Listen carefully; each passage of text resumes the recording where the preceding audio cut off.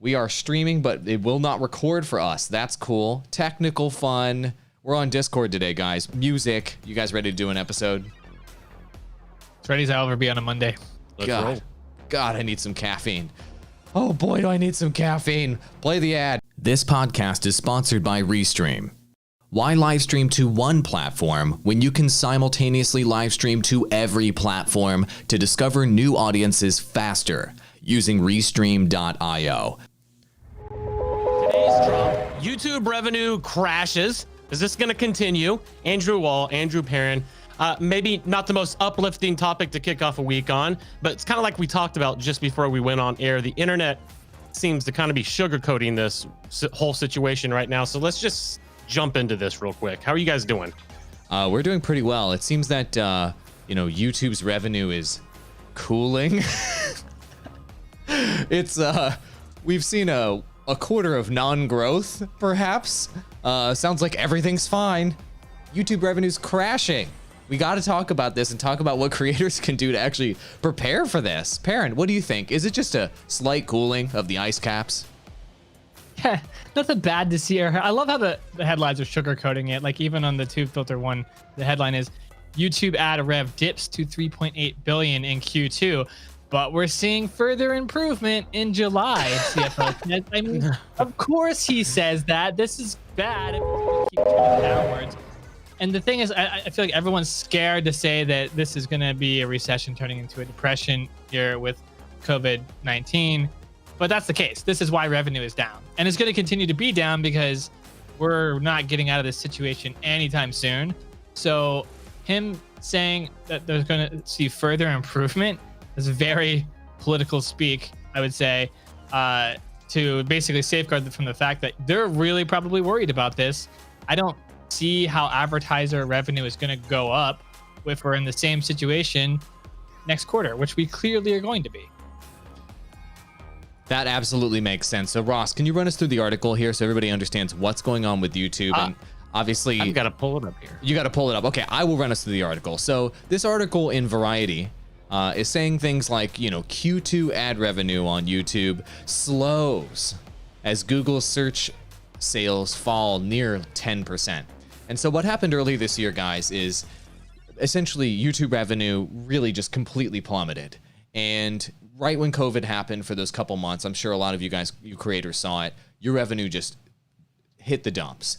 Then over the next few months, as we moved into Q2, revenue recovered a little bit as businesses opened back up and the market got a little bit more confidence. Stock market went back up. Things got okay. They were okay at that point.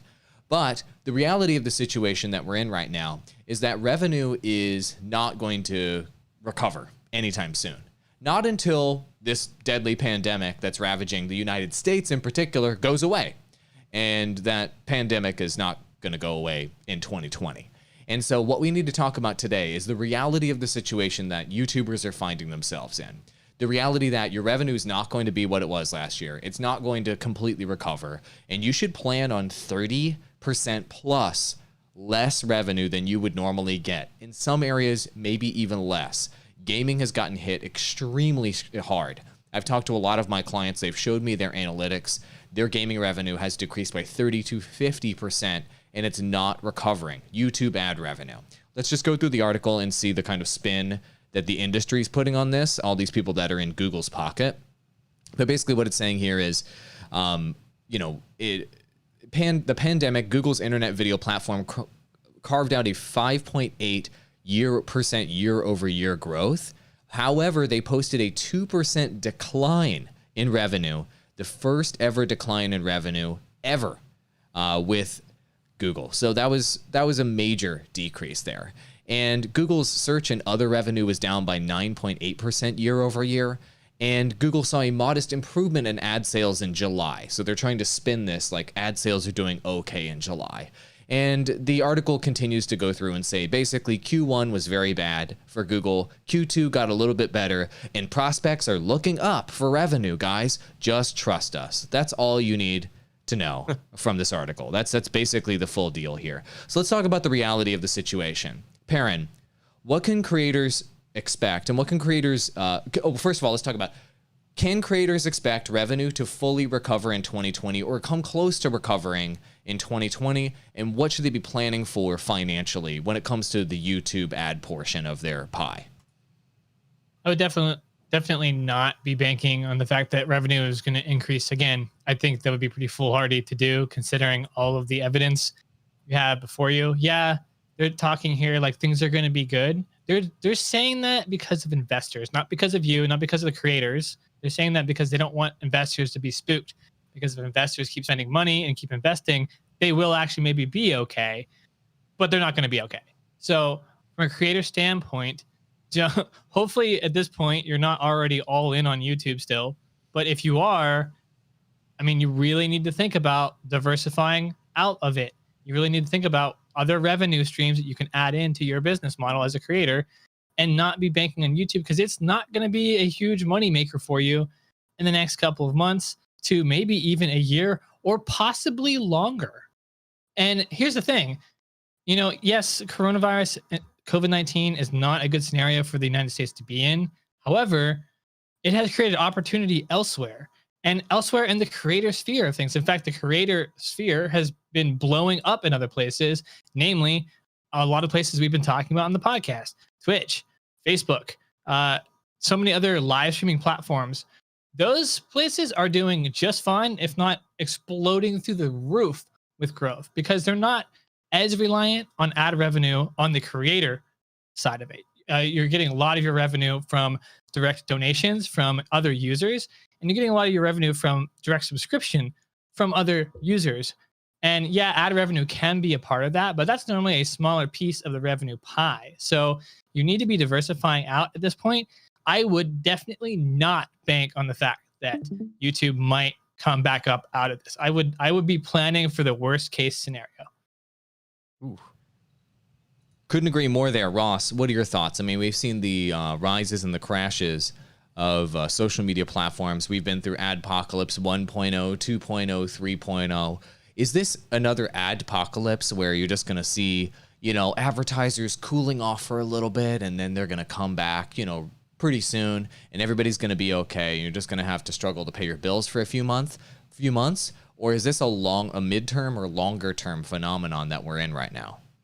Well, a lot of times what we see with situations like this, and I know I can't speak directly for YouTube, but I know with like Google Ads, working with that in the past and any other advertising platform, is that usually when things like this happen and there is a dip, they usually stay in that dip, and then the platform will actually consider that the new normal, just because it's we also have to take into consideration here, we don't know how long this COVID situation is going to go on. It's certainly not going away anytime soon.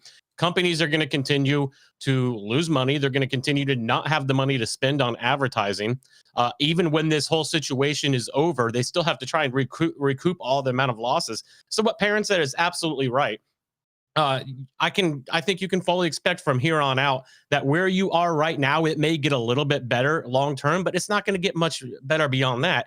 And you better start diversifying your revenue income and where you're getting it from, and how you go about, not just depending on the YouTube ads alone, actually going through and writing proposals and reaching out to companies. And the truth is, those companies may not have a lot of money either. So you may have to even take a little bit of a hit on what you're doing with personal sponsorships.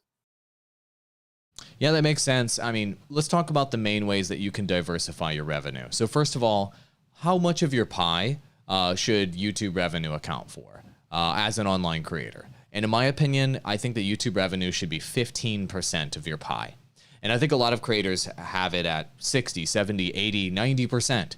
And they're hoping to diversify out of YouTube revenue. So it should be a very small portion of your pie moving forward. So how can you build these other revenue sources? So the one that I recommend a lot to everyone is affiliate revenue. And I just tweeted on my account recently, but my personal YouTube channel, which I'll go ahead and pull up right now, just so you guys can see my analytics.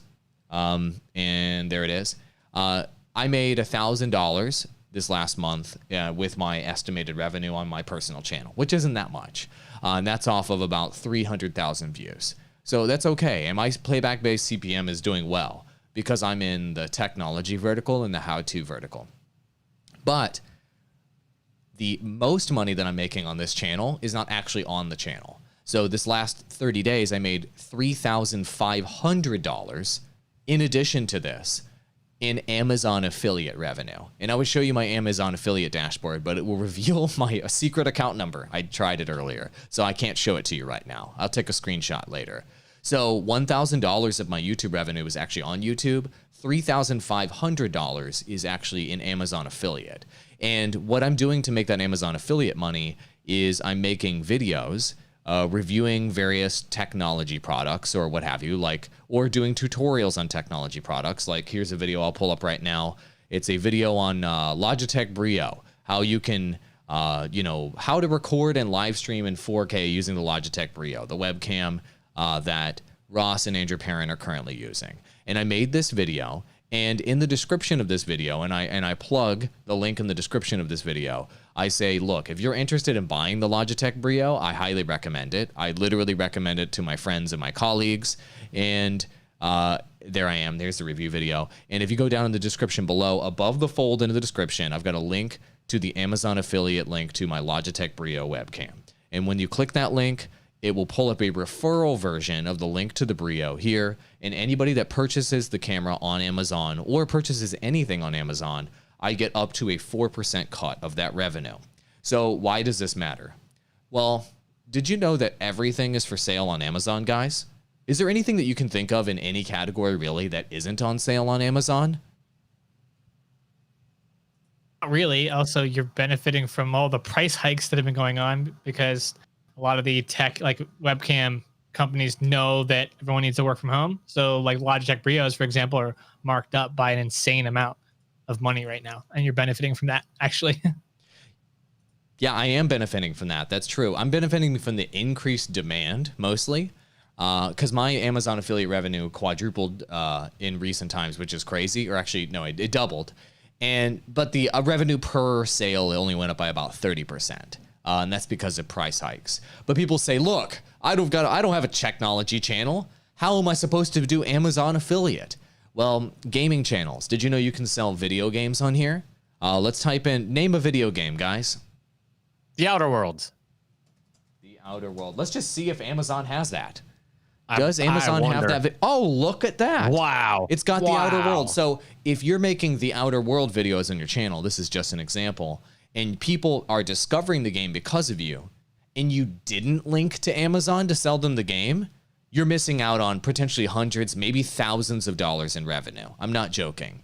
And there are big YouTubers out there that I've seen that do like the Division 2 content. All right, let's type in the Division 2. Let's see if that's available here. No way. There's no way Division 2 is going to be available on Amazon. So there are YouTubers out there. I know, there's no way.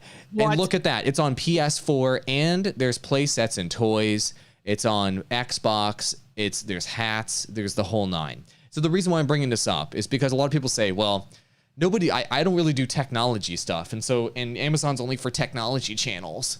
So if you do Division content and you link in the description, hey, if you're interested in buying the Division, you discover the Division because of my content, you link that below, you can generate hundreds of sales, maybe thousands of sales, and you can make thousands of dollars per month just linking video games in your description. I'm not joking right now. It literally happens just like that. And so YouTubers are thinking, I need to get a couple million views per month on my channel to be able to go full-time through YouTube ad revenue. No. If you get a couple million views per month on your YouTube channel for a video game, as an example, you'll make maybe a couple $1,000 in YouTube ad revenue, but you could make $5,000 per month, $6,000 per month in Amazon affiliate money. I'm not joking. The money is real. I'm going to pull my screen down and see if I can show you the money so that you guys can see that this is completely real. It's amazing.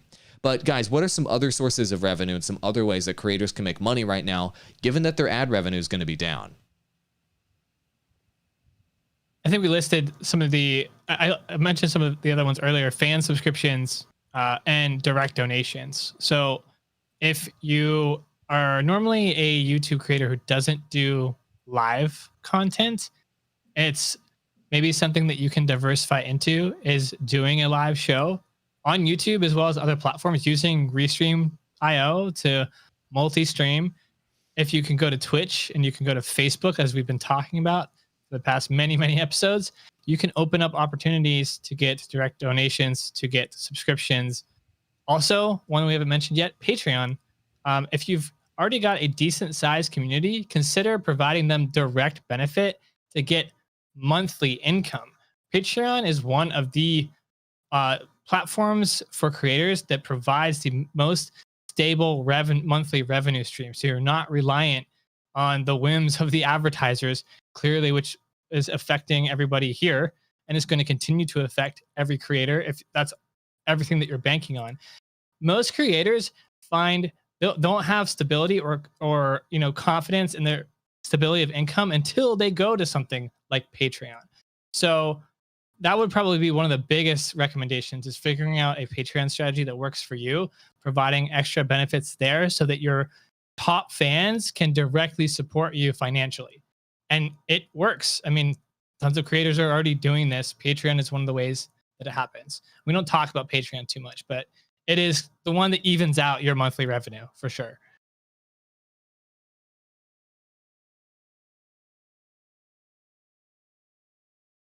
I think you're muted there, AWOL. You're muted. I'm totally muted right now. We have a new setup and a new platform. I don't know if you guys have noticed our video and audio quality increased, but my switching sucks because it's a new setup. It'll take me a week to get used to it. So anyway, here's my Amazon affiliate revenue. And as you can see, in the last 30 days, I've made $3,500 off of fees from selling products, and $36 on bounties. And so what it does on Amazon is it shows you below all the products that you sold, and you can actually do tracking links to know where the sales came from. And like I mentioned earlier, one of the coolest things about this is that if they buy anything on Amazon, you get a fee off of that. So for example, I've never in my life on my YouTube channel talked about a small one-piece avocado, but I sure as hell made some Amazon affiliate revenue off of that. I got, they ordered 6 items when they clicked one of my videos, and they ordered an avocado, and I made money off of it. So that's something that this is absolutely real. This is my real revenue. This is my real dashboard off of 300,000 views per month on my YouTube channel. As you guys know, I do not have a big YouTube channel. So right now I'm making $4,500 a month between those two revenue sources. I mean, you can do the math on an annual basis. I'm making over 50K a year on the side doing this strategy. For those of you out there that are trying to push this, a part-time job, you lost your job, what have you, and you're trying to backfill all of your revenue or trying to backfill your job's revenue, this affiliate revenue is real. And it does take about 3 to 6 months to ramp up, unless you can get a video to blow up shortly or quickly. So that's what I would tell you guys about that. It's absolutely real. And when it comes to Patreon, I've also tested Patreon strategies myself. And on my Patreon, I was making about $3,500 per month on Patreon when I was pushing that. And it's a great, yet again, another great source of supplementary revenue that moves you away from YouTube revenue and gets money directly from your fans. I would recommend creators do, like you're saying, Perrin, donations and Patreon before I would push them to things like Twitch subs and fan subscriptions, because you're going to get more of the money in your pocket using platforms like Patreon or doing direct donations. Whereas like Twitch subs or super chats or these different sort of subscription or microtransaction systems that are built into platforms are going to take 30-ish plus % of your money, as opposed to Patreon will take 10-ish % of your money, and direct donations will only take about 3% of your money in transaction fees. And when you're trying to make ends meet and you're trying to backfill revenue, you can't be giving 30% of the pie away to some megacorp. I don't know. What do you guys think about that? I mean, as I mentioned, it fan subs can also take a long time to unlock and achieve. Like, you have to work towards earning that feature. And so on Twitch, that can take, when we've talked about in previous episodes, up to 5 years, maybe. Facebook, it's a lot faster. If you're doing your strategy right and you listen to our podcast, you might be able to do it in 2 weeks to a month or so. But yeah, I would agree with that. It shouldn't be the first one. It's better if you already have some momentum, you're already like close to medium sized, and you just from YouTube, and you're trying to diversify out. Patreon, you can actually go do kind of early, as long as you've got some really dedicated fans already. And you can kind of go there at any size, even if you're smaller. Obviously, it's better if you have a little bit more momentum, but as long as you've got some true fans, you can head over to that platform and make something of it as well. So I think out of all the ones we've listed, are there any more that we can think of that we haven't talked about, guys? Absolutely. This is one that I am going to be pushing with Ross and VGF Gamers, his podcast. We're going to be putting together some sponsorship proposals together. And sponsorships are alive and well. This podcast, by the way, is sponsored by Restream.io, a technology company that is paying us each month cash to talk about their product. And we're currently restreaming right now to Twitch, DLive, Facebook, YouTube, and Periscope. If you want to use Restream.io to diversify which platforms you're streaming on, to help diversify your revenue, maybe your platform, just went out of business, Mixer, sorry. Maybe you should use Restream. Link in our About section or bio. And if you want to get 25% off, you can use code DROP25, DROP25, DROP25 to get 25% off Restream.io. But Ross, back to your podcast. I mean, you've launched a podcast now that's getting, over 10,000 views per episode. And you need to start making money off of that. And you sure as heck aren't going to be making YouTube revenue off of that. And so no, YouTube videos aren't doing crap. So they aren't. And we were just doing a call recently. And how many views per episode are you getting right now on VGF podcast you just launched? Right now, the actual episodes that air on the Twitter account get between, I think the lowest amount we've got is 11.5 thousand, and the highest we've got is about 14,000. 14,000. That's not including the just show clips and stuff that we air throughout. Got it. And so, how many episodes per month are you doing? Well, right now, because it just started, I'm slowly ramping it up because nobody on the account's used to that kind of content, so I don't want to scare them away or spam them with something they don't want. So right now it's just once a week, but actually starting this upcoming week, it's going to be 2. And then in about 2 months, we're going to move up to 3. Got it. So let's do some quick math. If you're getting about 15,000 views per episode, 2 episodes per week, that's 30,000 views a week. Times 4 weeks in a month, that's 120,000 views per month. Now, YouTuber and views, listens, downloads, it's a podcast. Now, YouTubers out there, you're used to seeing CPMs that are like $2, $4. Maybe if you're lucky, you get up to $7 and you're like, wow, that's an incredible CPM. That's the amount of money you make per $1,000, per 1,000 views. In the podcast universe, you can make 20, 25, and $30 CPMs off of the views you get on your podcast. And so when Ross on his podcast gets over 100,000 views, listens, downloads per episode, he can be looking at $20, $25, and $30 CPMs, which basically, if you do the math, that's $2,000 per month, $2,500 per month, or $3,000 per month. And so just off of a small amount of views on the podcast, Ross, sounds pretty decent, huh? I mean, do you think you could ramp up your YouTube revenue to $3,000 per month this quickly? No, I can't even ramp up to 3,000 views. Exactly. So that's yet another way to diversify your revenue. Things like podcasts do incredibly well, but getting sponsorships to give you premium CPMs when YouTube's CPM drops. I mean, companies right now are laying off by the tens of thousands. I think it was Delta or a major airline just announced recently they laid off, 60% of their workforce? This whole economy dip here is not slowing down. And when companies start doing these mega layoffs, it cools off the entire economy. And all businesses stop thinking, I'm going to be bullish with how I spend advertising money. And they all start thinking, let's keep cash in the bank to ride out the storm. And when they keep cash in the bank to ride out the storm, that money's not going from their bank account onto YouTube. It's just staying in the bank account. And that's not going to be solved in 2020. It's probably not going to be solved until we have a vaccine to COVID, which we don't have. And we don't have a real date for that. And so that means you guys shouldn't be counting on that recovery. Any other final thoughts here, gentlemen? Just real quick, a question for you with the Amazon affiliate, because I remember when last December when you and I were talking about it, like just the initial seeing it was a little overwhelming at first, but then you showed me how easy it actually was to set up, and I was like, holy crap. So taking out of consideration the amount of time that it makes to do a video, how much time are you looking at actually getting the links and putting that into your metadata and stuff like that? Like, is it a long time? Like, how much work are you really putting into it? Oh man, that's a great question. So You know what? I'm going to try switching differently. I'm just going to show my screen share on the screen. There you go. Instead of trying to do some complicated switching. How about that? That's oh my God, it's so much easier for me. I'm learning how to do this in real time. First time using Discord. We're using Discord to do this today.